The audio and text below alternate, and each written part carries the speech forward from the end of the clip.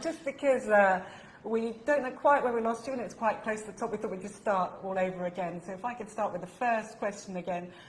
What on earth possessed you to give up your life as in your job and your role as a GP on the Northern Beaches and become an MP, run for Parliament, and take such a kind of career shift at that point?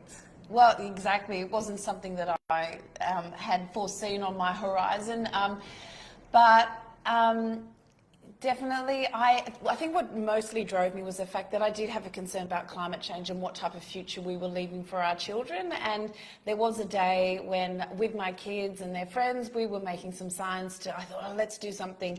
And they were really excited. They were helping me paint some signs to put up on the Bilgola bends. I don't know if you know the Bilgola bends. Lots of posters go up there. And we were painting posters that said, how do we sleep while our beds are burning? And having conversations around that. And a couple of the kids were asking me, what does this mean? I said, well, it's something we're going to have to, you're going to have to deal with. And one of the children said to me, oh, yes, because you adults have failed us. And I thought, oh, right, that was my cue to really, okay, it's time for me to step up. Because I had been thinking for some time that I needed to do something on climate change, but I'd been looking for other people to lead it. I didn't sort of realise that actually that person, I needed to do what I could as well. So on this day, I decided, right, I have to do what I can do in my own life and in my family's life, and I knew there were lots of friends and family who felt the same way as me, feeling a little bit helpless as to what we could do about climate change. And so making that decision on that day, I think, was the first step onto the road to things really changing. And of course, I never foresaw that I would end up being a candidate or being an MP in federal parliament. But it's funny where life takes you. I think it's interesting for everybody watching this. Everybody was aware of the campaign and how big it was, that your name, your face, everything was everywhere, and it was such a huge kind of community movement. It was everywhere, and it seemed like everybody was involved, or lots of people were involved. How did that feel? That campaign. How did it all come about? Look, I would say it felt really joyful. Bizarrely, it's totally bizarre. I mean, how can politics or whatever be joyful? But the thing was with this campaign was that we started with listening. So it really started from the community, and it started with just simply listening. And people were so invigorated because they had felt cut out and shut out of their democracy for so long that they weren't being represented or being taken for granted. And so when there was a small group of us that started by just asking people, what are the issues that are important to you? People were suddenly like, wow, this is amazing, because we're taught, we're sort of, as we grow up, it's drummed into us, don't talk politics, religion, money, don't talk about them. In actual fact, politics just is talking about what's important to you. What should we be doing? What type of future should we be planning? And when we sat down and asked people respectfully, what is important to you and what solutions would you like to see? What people were coming up with was an independent that would represent our community and genuinely reflect the views and values of the people who lived here in Mackellar. And of course, people could see what was happening next door in Warringah with Zali and how she was really standing up for her. So it was joyful because it gave people hope, and it was truly a community movement. Yeah. So you kind of made politics a little bit more attainable and interesting for people. Yeah, because that's what it should be, isn't it? We should all feel like our voices mean something, and that we can be heard, and that actually this democracy belongs to us. It belongs to the people, and we should be bringing everyone in, not shutting people out. Yeah. So you ran the campaign, you get to election night, you realise you've won. How did that feel? Oh, look, it was the most incredible night. And it's quite funny because even just the other day, someone said, oh, I've got to confess something. That was the most amazing night of my entire life. Please don't tell my children. But I think it was just, after so many years, people had just felt helpless. And then finally was this sense of hope that actually we could take back control of, our voice and make a difference. And I think that was, people feeling that actually they counted and they could make a difference. It was a really joyful experience. I feel it was really amazing. Yeah, good.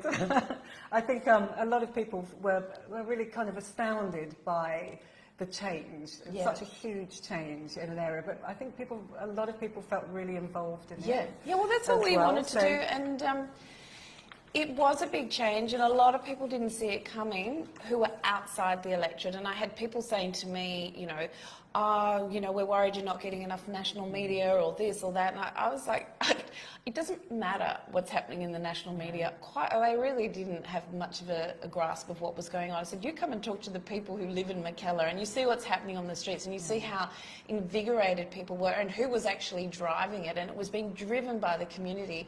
And the reason that had happened was because the whole thing started with listening. That's the most respectful way that you can try and represent people, is actually start with listening. So you listened, people voted, and you're off to Canberra. What is it like? You talk about being an MP in Canberra. You talk us through a typical day and kind of what it's like to walk in there and suddenly find yourself actually being an MP. And another question people ask me a lot is it what you expected? But of course I had no past history in politics, so I actually didn't know what to expect. I hadn't been inside Parliament House, anything like that. So I didn't know what to expect, and it was a very steep learning curve. But I've got to say, again, the thing that has astounded me is that actually how positive it is and the interactions. It does feel like there's a sense of hope and that there is a real change down there. But a typical day is incredibly busy, and the whole job is incredibly busy because there are so many different important issues going on. And I guess the biggest challenge is trying to remain focused on what are the top issues of importance to the people in this community, because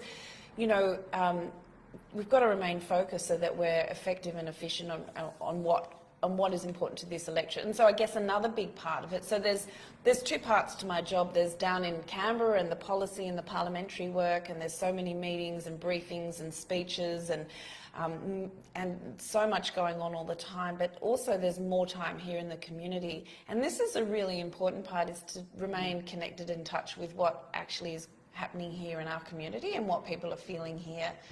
So let's go to that. How do you keep across everything that people are interested in this community while you spend half your time in Canberra? Yeah. So I guess one of the things is we've got our office here in Narrabeen, and people can call up, they can email at any time issues that are important to them, and they can also schedule in meetings with me so that they can talk to me.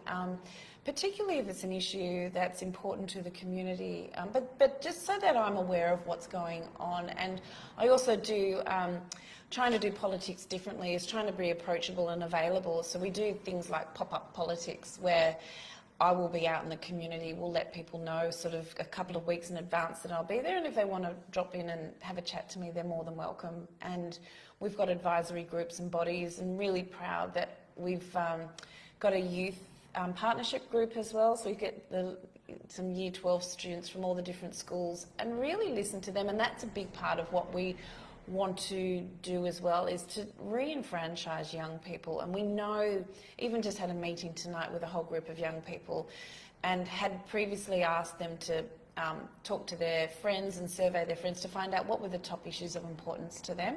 Mental health came out on the top. So then just to talk to them about, well, what solutions do you see? What can I do? Like, what are your ideas that I can actually take to Canberra? And they came up with incredible solutions. It was just an amazing conversation, but it's that empowering people to know that this democracy is theirs as well. And I'm really there as a representative of them.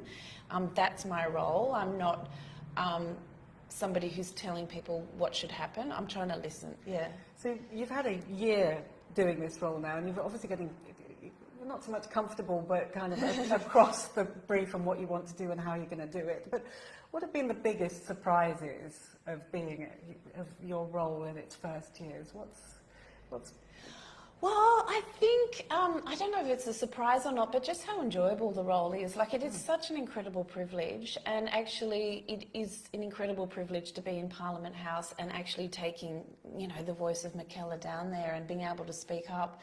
I mean, even yesterday, when issues come up, an issue came up where it seems like there was rorting of grant money and spending in our healthcare system, and just being able to speak up on behalf of the people here and say that's just no longer should be a part of our culture. We need to bring in processes where that is just not able to happen anymore. We've had pork barreling and rorting and corrupt decision making. We've all had enough, and I just felt how incredible it was that actually our voice is now in that debate. You know, we are contributing to changing the culture around politics and decision making in this country, and I felt really proud of Mackellar that we were having a say in that. Yeah. So do you think, we know that you stood on integrity was one of the big issues that you stood on. Do you think that part of your role is to keep politics honest? 100%, yes. So, yeah, like a lot of people ask, what can you do when you don't have the balance of power? The answer is we do a lot. Because one, it's contributing to the solutions. It's really trying to bring a different culture to politics and to Parliament and how things are done. And I think people were really fed up with that really head-butting adversarial way of doing politics. And what they actually want, we've got a lot of challenges ahead of us, Australia, but internationally as well. And people want us to come up with solutions. They want their leaders to come up with solutions, not to just fight. And so it is trying to change that culture where we work constructively across the political spectrum, and that's the real, I think, one of the powers of being on the crossbench is we can work, quite respectfully across, find common ground and try and work towards solutions, and that has been incredibly powerful. And I would say one of the most surprising things is actually the government has been quite open to listening to us. And another thing that was a highlight for me was recently when we were, there was a big debate and we're trying to finalise the safeguard mechanism. So that's the legislation that would basically be the regulation around our biggest polluting companies, how they would reduce their emissions, and the legislation around that. And it sort of came to a bit of an impasse, not really an impasse, but it was almost getting to an impasse. The coalition had sort of stepped out of the conversation, and there was a bit of an impasse between the government and the Greens. And I feel that, I and the other crossbenchers were able to step into that moment and say, well, actually, we need to come to a solution. This cannot fall apart. We need to be constructive. So each of us came up with very, very constructive solutions, amendments as to how we could move it forward. And I was really, really proud because I've been working with a lot of different peak bodies and different groups, and like the Australian Conservation Foundation and others, and we had developed our own, my own team here, we had developed our own amendment, and it was one of the ones that actually, something very close to it, was actually negotiated in the Senate. So I was very proud of us again, Mackellar. Yeah. But it's that constructive way of working, which is really positive, and also continuing to hold the government to account, making sure that they're standing by their promises and doing what they say they will do. So that's interesting. We talk about culture. Parliament House does not have a great reputation as a place for women to work. To say the least. How have you found it, and how do you think kind of a whole group of independent women who entered Parliament, there's some great scenes that come to mind with people telling other opposition MPs to be quiet in there. I think there's a whole load of that. How do you think that group of, being part of that group of independent women MPs has changed the culture? How did you find it when you got there, and do you think you've changed that culture? I do. Look, by all accounts, as I said, I wasn't there before, but we hear constantly that it's dramatically different down there from where it was before. And I think you've got this large group of women who have come in and who have certain levels of expectation how things should run. And if it drops below that's not our normal. That's not what we expect. And I haven't come across that, I should say. And also being an independent, we have a very close team, but also work really well and really constructively with the rest of the crossbench. And as I said, good relationships across all the parties. So trying to keep it at a really positive, constructive level. And I think there's been a lot of comment on how the tone of the debate has changed. I mean, sometimes in question time you have that, schoolyard antics, but then when a crossbencher will stand up and ask a question, you know, you can hear everyone silent because they're listening to the question, and then actually the government answers the question. It's not just a battle, and so we're actually trying to get information and you know, continue to progress things. Yeah, but I should say during when we were looking for the candidate, because again I was looking for the candidate, it wasn't going to be me, but a lot of people were saying, oh, you know, just with what had been happening with Brittany Higgins and that kind of scenario, a lot of people were saying we need more women, it needs to be a woman. I was like, it doesn't have to be a woman, but that was what a lot of people were talking about. We needed to sort of balance things so that Parliament did actually reflect Australian society more, in a more balanced way. And it kind of does now, and just even that talking about the change in the debates kind of is the proof of the pudding, really, that and I think most people outside of politics are really happy to see people actually talking about things rather than just shouting abuse at each other. So that does seem like a great change. But I was just going to ask you kind of what your big achievements over your first year have been. I know you've been really busy, there's lots of things, but what would you see as your biggest achievement? I think it's got to be, I mean, part of the things is, I mean, there was the National Anti-Corruption Commission. That getting in was a historic milestone, and I was really proud to, on behalf of Mackellar, be supporting that and pushing for more and pushing for that to go through. That was incredible because, you know, it was the first step in building greater integrity into our political system. And I should say that was amazing, but there's a lot more to do. And so I think integrity was such a big issue at the last election for so many people that is one of the things that I'm really prosecuting in this term. And so I developed a bill called the Ending Jobs for Mates Bill, so to try and end that sort of culture of cronyism and the politicisation of really important appointments. So one of the key things recently was the understanding that really important democratic institutions like the Administrative Appeals Tribunal, and I hope I'm not boring you, but that is such a fundamental sort of pillar of our democracy, where people can go and have you know, decisions by government looked at and reviewed. So it's such an important part of our democracy. But the government saw that they needed to disband that entirely because it had been so politically stacked with friendly appointments and cronies and people on very high salaries who didn't have the expertise quite often that was required for that job. And so I brought in a bill called Ending Jobs for Mates, and that's something that I will continue to prosecute you know, over my time, because we need to be able to trust the decisions that are made by these really important democratic bodies that are underpinning our democracy. I think we all want government to work for all of us rather than just you know, a minority of people and actually, or voters. Yeah, and I should say even just yesterday when it came out in the news that, you know, grants and funding for health services, you know, just prior to the last election were politicised as well and were basically targeted at marginal seats for the coalition. You know, Australians are over it. You know, we want decisions made in the public interest, not in party interest. Yeah. So how, I mean, I know that we've got a kind of federal ICAC coming in that starts, I think, next month. Yes. So that's going to be quite interesting to see what comes up. So an ICAC is that National Anti-Corruption Commission. Oh, yeah. Sorry. Yes. Yeah. Absolutely. That comes in, and the Jobs for Mates, but.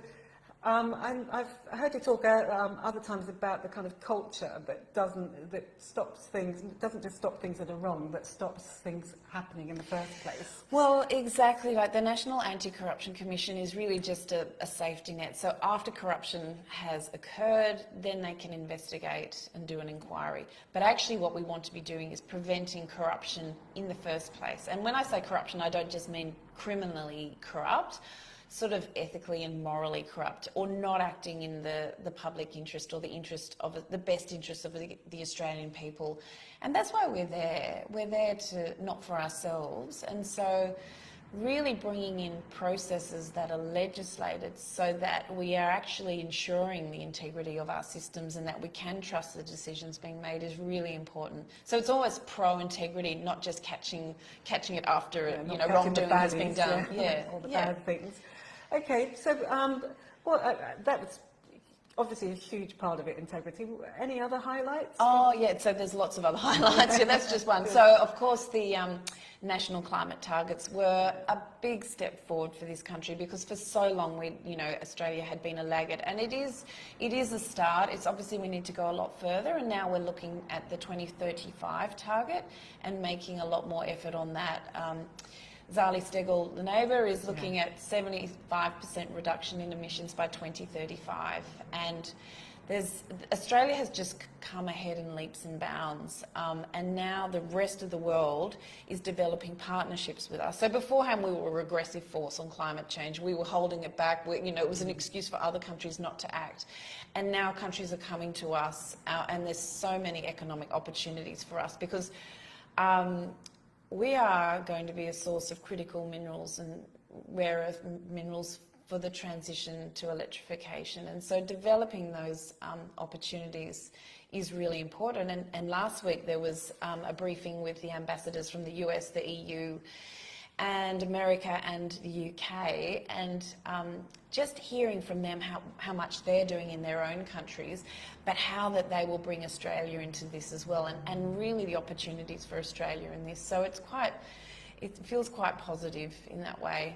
So you're finally doing something that your kids were asking you to do. Well, it's happening. The move is on, and of course it's managing that in a way that's sort of,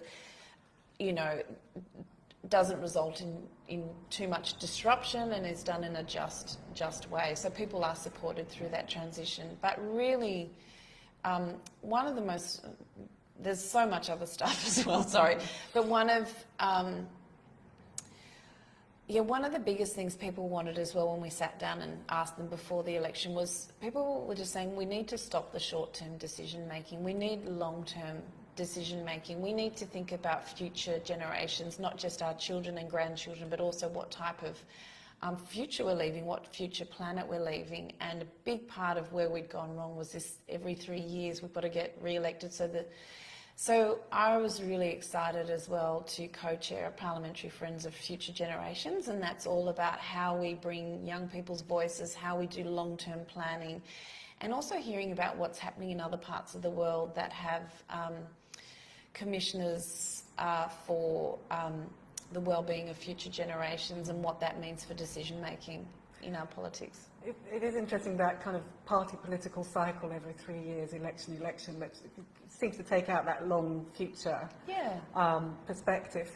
But so commissioners and things, how does it work? Can you tell us a little bit more about how young people can have a say, or how we can look more long-term at things? Yes, so I guess what they're doing, so Wales is actually a gold standard. They have an act, I actually just can't remember the name of the act, but it's about promoting well-being and the health of future generations, and also making sure that when decisions are being made, they're not being made in silos. So they actually consider, if you're making a transport decision or a road decision, do we need a new freeway? You actually look at not only but you look at the environmental implications of that, the health implications of that, what that means for our for extinctions, or so many different facets as well. So everything needs to be made in conjunction with those other areas as well. So you're not making these siloed decisions, and actually when you do make that decision, you're also thinking about what's the best outcome for future generations as well. It's interesting because obviously as parents, you look and everybody's really aware at the moment of the impact of lots of policies on young people, and how hard it's going to be for them to pay for their education, to pay for houses, on the environment and other factors. So it's interesting to see. Do you think politics is capable of taking all of that on board? 100%. I mean, how else do you do it? But that's the thing. It's like, okay, what... and that's why this is quite incredible, and just sort of bringing a different lens and a different way of doing things. We need to make our politics constructive and long-term as well, and we need to change the culture around it. But as I said, we just had our youth partnership group here this evening, and they had surveyed, others in their schools, and some of the major concerns with them was just the insecurity of their future. And I was reflecting, I didn't have that when I was a young person. I felt my future was quite secure. I didn't have the same concerns about my environment or my climate or whether I was ever going to be able to afford a house, you know, those types of things. Whereas young people have a lot of issues that they're facing. And one of those, that was one of the reasons why I just last week as well, I was speaking up on the HECS and help debt, because a lot of young people are going to be burdened with quite high debts. And with that high level of inflation and indexation, it does have ramifications for whether they're going to be able to borrow money to buy a house in the future and things like that. So the young people are up against it at the moment, and that's why it's important to listen and make sure we're thinking of them when we make decisions. Yeah. Okay, so let's kind of move on just a little bit to what's in the pipipeline next. You've done a lot in the first year. Well, there's lots. Yeah, there's a lot coming up.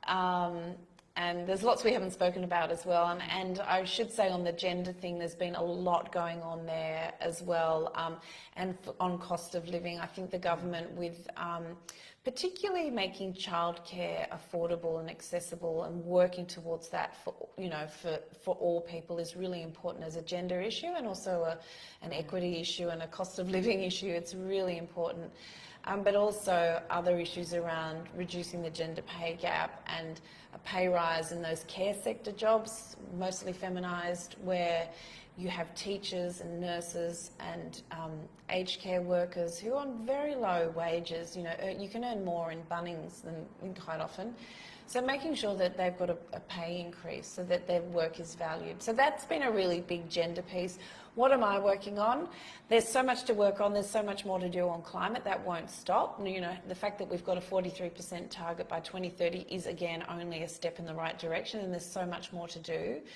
And one thing in particular is the review of our national environmental laws, because we saw last year the release of the State of the Environment report, and it was devastating reading. I think most people were devastated by that, and we really need to overhaul our environmental laws so that they work. They're not working. We're in an extinction crisis. We've got native forest logging that's still going on. It just is crazy. And so one of the big things I'm calling for is an end to native forest logging so that we do protect our wildlife and our flora and fauna into the future. That's protecting our native forests, doing further action on climate change, progressing my integrity bill, trying to bring greater integrity into our politics. What else? And health. And health is another big one. I'm just about to introduce my junk food bill. So that's like regulating junk food ads on social media, TV and radio, because at the moment our children are really, on social media in particular, really targeted, individually targeted for junk food and also things like gambling and alcohol. And it just is not a healthy environment for our children to grow up in. And so there was that crazy craze for the drink with all the caffeine in it that was on YouTube and all of those other things recently. I think, parents kind of get the brunt of it as well out of those things. But so what's the junk food?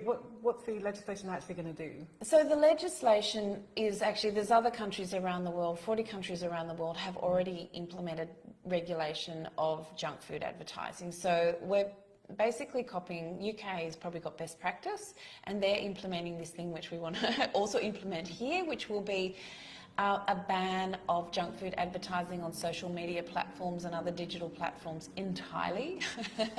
And then also stop it from occurring on TV and radio during the times of 6 a.m. to 9 p.m. at night, because we know if you only target children's TV content, we know that children watch a lot of other TV shows with their family and sports and whatever, My Kitchen Rules or whatever it is. They're seeing a lot of other TV that's not just children's content. So it's all about providing a healthy environment for our children so they've got the best shot to be able to live healthy, strong lives, and achieve what they can. And currently, 1/4 of children are above the healthy weight range, and then we know by the time those behaviours sort of settle into adulthood, 2/3 of adults are above the healthy weight range, and of course that leads to all sorts of medical complications. And so it's really about preventing that and providing an opportunity for people to live a healthy life. We've got a question that's come in about related to kind of cost of living, but also asking you what you think about the housing crisis, how you want to tackle the housing crisis. I think, given interest rate rises yesterday and further things, that it's such a huge impact on everybody at the moment. And housing, I've got to say, is one of the biggest issues for people here in Mackellar, and I think across the country, and understandably so, and absolutely it needs to be addressed. I would say that it has been such a vexed issue that neither side of the big parties have really gone there.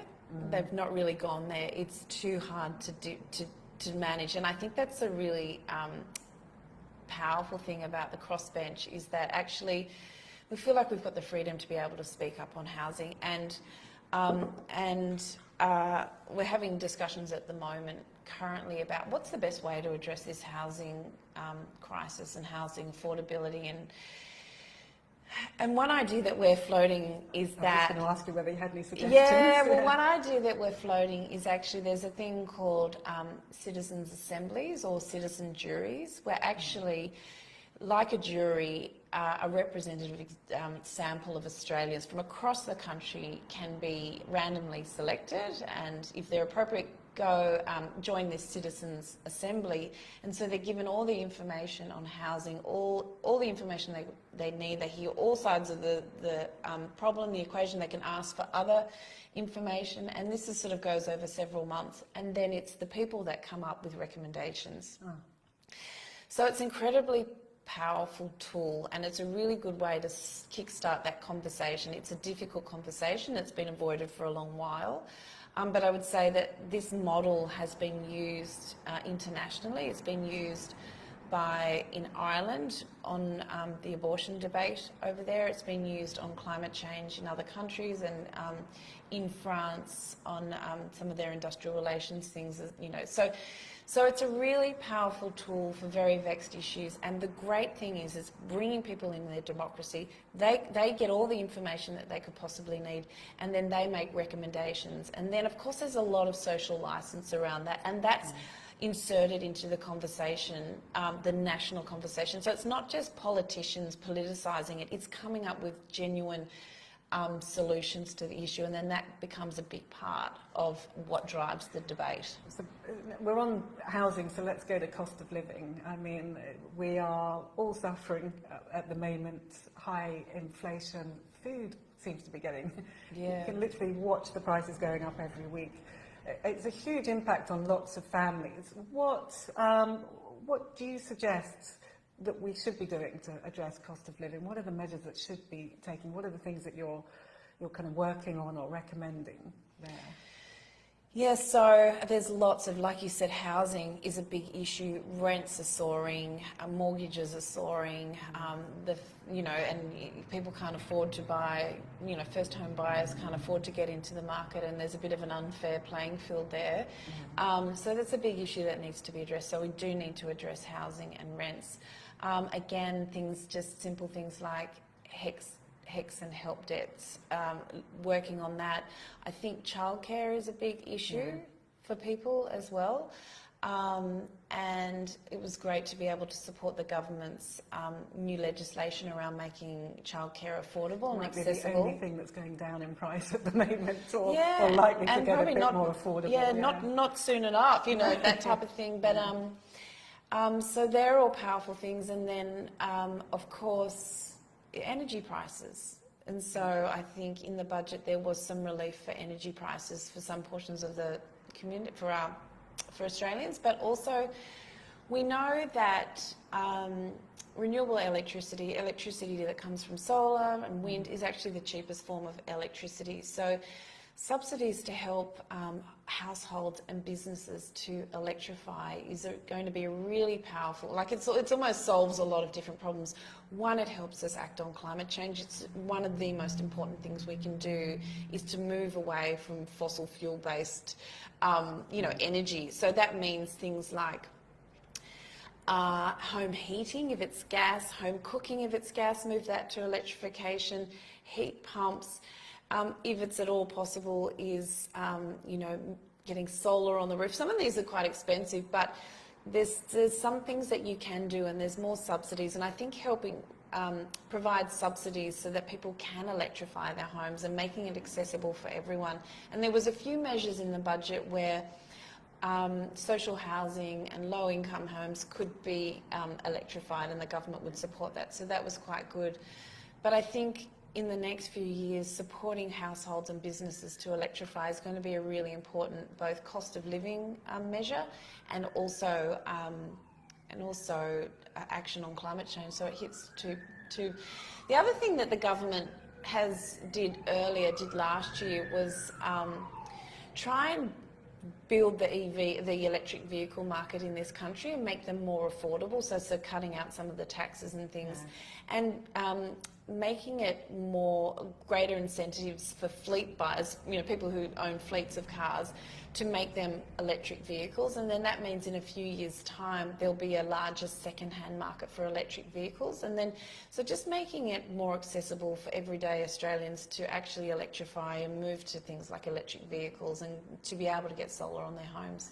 It was interesting. I was over in the UK earlier this year, and I was surprised by the refuse trucks are all electrified, most of the buses, all of the other things are electrified, and it just did show how far we've kind of fallen behind on some of those things. Exactly, and it was really interesting hearing from the British High Commissioner just last week, and she said it's a different culture in the UK. It's almost like they want to out-climate policy each other. Like they're all trying to get the strongest and most ambitious policies, where they're in here there's still a bit of a no. But yes, so that's why. And I think as we get more used to the change and more accepting of the change, we'll jump ahead as well and follow the rest of the world. Yeah. So we've got all of those issues, but when you're back in Canberra, what are the things that frustrate you when you're trying to get things done? I mean, we talked about all the things you have done, but have you found some of the processes and trying to get things done frustrating at all as you've been through it, or has it worked well? Look, I think it's working well. I think the thing to understand, there's this thing like if you're not on the crossbench, if you don't hold the balance of power, what role can you have? And I answer that by saying that when you think about the two most important issues at the last election, it was action on climate change, and it was also getting a federal anti-corruption commission in. And think about who had prosecuted those arguments for so long, and it was Zali Steggall talking non-stop about action on climate change and the need for a target, and it was Helen Haines, another independent MP from Victoria, talking constantly about an integrity commission. And so part of what we do is just continually feeding the national conversation and providing a new perspective, so that's a really powerful thing. And actually what drives change is the people. The people demand change, and that's what happened at the last election. They voted for action on climate and they voted for an integrity commission. So a really powerful role that I have is talking both in Parliament, talking to people that I meet, and also talking to the media and doing whatever I can to just get the opinions and the values of people from Mackellar into the national conversation. So, so in the end it becomes the people who actually demand change. So, what do you think that the big issues at the next election for people in Mackellar are going to be? I mean, I could throw a few guesses in there, but it'd be interesting to know what you think they're going to be. It'll be, 100% will be cost of living is a huge issue. The country and a lot of people around the world have been smashed. We're here and people are really doing it tough. So cost of living is a really big issue. Of course, continuing to act on climate change and building a better future. And we're in the midst of an extinction crisis as well. So people, even though we do have cost of living, are still very concerned about their future and what type of Australia we're leaving for our children, including like things like currently koalas are projected to be extinct from the wild in 2050. You know, I've promised children that I would do what I can on koalas, and it sounds awful, but it is actually important that we leave this beautiful country in a good place for future generations. But I feel like a really positive thing is that the two biggest issues will be cost of living and climate change and environment. And actually the solutions to those three problems go together. So we're very lucky that renewable energy is the cheapest form of energy, and as we electrify and transition, you know, energy costs are immense, and so that will help bring that cost of living down. But at the same time, we're building a better future as well, because we're reducing our reliance on polluting fossil fuels. It sounds like a no-brainer to me, but you're talking to the converters here. But I just wanted to, you know, just to go into detail about koalas. How do we save koalas? Oh, look, we can do that. We can do that, and again, it needs the political will. And I and others are standing up very strongly to end native forest logging. And we've just seen that things are moving. We saw WA decide to end it by 2024, and then just last week, Victoria also announced that they would be ending it by 2024. And that's a huge move. That's come a long way. And that is, again, just about more voices standing up for what Australians believe. And so currently, forestry in Australia is 90% plantation forestry. So it's not as though we're going to end wood products or anything like that. There will still be plantation forestry, which will be managed. And so it's this last 10% that we need to stop. And so we saw the state government has proposed a Great Koala National Park. This is inland, in the hinterland from Coffs Harbour. But that won't come in, that's just proposed at the moment. And so what we also saw was New South Wales Forestry Corp earmark nearly 20% of that native forest for logging next year. Mm-hmm. So it's devastating.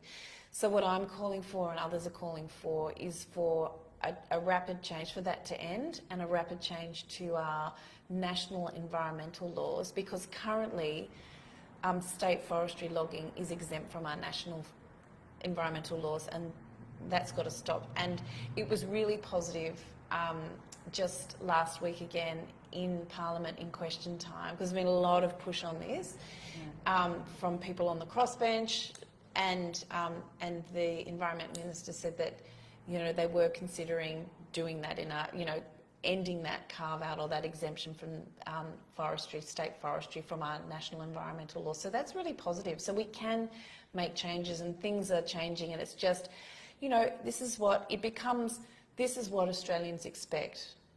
That's when it happens. And so it's just continuing to stand up for things like this and make sure that it's spotlit in the media, so people are aware of the issues, and people are having the conversations around their dinner tables. And so when your child asks you, what are you doing to save the koalas, Mum? You can say, well, I'm standing up to end native forest logging, and I'm going to write to my MP about it, and know that, so she knows what's important. Yeah. So just talking about conversations around the dinner table, we can't go past the voice debate and what's happening. So what's your view on the voice? Look, what we're doing here is we're actually doing a mail out pretty soon, just to mail out to everyone actually the Uluru Statement of the Heart, so everyone has that opportunity to read it and look at it and just see what it is. I think a lot of people's questions and uncertainty comes from just not exactly knowing what it all means. So the Statement from the Heart, the voice is one of the recommendations from the Statement of the Heart, just to say that. So you're going to post that out, but how do you feel about the voice and maybe just the calibre of the debate at the moment about Look, it? What I would say is when you do read the Uluru Statement of the Heart, you see what a generous and gracious offer this is, particularly in light of our history, which is a very traumatic, First Nations people's history of what has happened since, over 200 years ago. And so it's this incredibly generous offer to walk with them on a journey of healing. And it's such an amazing opportunity to unify our country, to bring us together and to sort of go into the future, in a way that is much more positive, and we can work together and, build on that. It's been such a traumatic past, I think, for our First Nations people, particularly with things that the stolen generation, and there were massacres and things like that. So dealing with that, just trying the most powerful thing, and we learnt about this ourselves prior to the election, being listened to and given that respect of somebody actually listening to you is so powerful and so healing in itself. And so I just think there's nothing to be afraid of. They're simply asking to be listened to. It's just an advisory body. All this scaremongering and fear-mongering is just, I think, unnecessary, and, choosing to divide the nation rather than unify the nation. This is a time to come together in a really positive way. I look forward to it. I think it'll be wonderful. But also understanding people have legitimate questions, and it's about helping people get the information so they feel they can make an informed decision themselves. And the last thing I would say is that it's a referendum, and the invitation is to the people of Australia. It's not to politicians or parliamentarians. It's to the individuals, all of us in Australia, and it's up, that's what it is. It's not for us to kind of say exactly how it should be. Okay. Us as a politician. We're getting kind of close to winding up now, so I've just got a couple of questions. If, lots of people want to get involved in things. Yeah. What would your advice be to Northern Beaches mums, parents, if they want to get involved and do something, on particular, like with kind of the climate issues or any of the other issues that you're kind of champion? Yeah. What would your advice be to people? I would just say starting very simply, is the conversations you have with the people around you, your family, your friends, are extremely powerful. Like the people who are most likely to listen are those close to you and who love and trust you. So, feeling that it's okay to have conversations and just talk about what's important to you is really powerful. And as I say, every conversation, and that's how we built up the whole community movement behind having an independent represent Mackellar. It was just conversations and giving people permission to have conversations on issues that were important to them, and doing it in a respectful way so that you listen, and then you can say, well, for me, I feel this way, or it's finding common ground. So that's a really simple thing. So everyone can do that. I know how busy mums are. It's such a busy time in our lives, and I know for a long while I didn't feel I could do a whole lot because my hands were full, But just having those simple conversations is really powerful. And then coming together, there's already lots of groups that exist in our communities, or create your own group. Like it might just be a group of friends like we did. I just chatted to some friends, and we just decided we would do what we could in our own community. And that just sort of grew and grew. And there's no sort of saying you don't have to become a parliamentarian. I never saw that. But I think you never know where these things will lead. Yeah. And just very finally, just to wrap up, if people have more questions or have issues and want to get in touch with you kind of privately or through your office, how do they do that?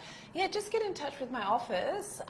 We've got a website, and my email address is on that, and I've got a team of people, because of course there's lots of emails, got a team of people who are looking at all those emails and taking in the comments and things like that and bringing things to my attention. And you can also call for meetings with me, and just for me to continue getting out in the community and meeting people, I think is really important. Yeah, but just know that your opinions, your values, they count, and absolutely you should be heard. And that's what this is about. When I stood, one of the reasons I stood was because I wanted my children, other people's children, and people to know that actually normal people deserve to be heard and could stand. Yeah. and represent our community. Well, that sounds like the perfect place to finish. Thank you so much. Oh, thank you. Thanks Pleasure. everyone for joining. Thank you.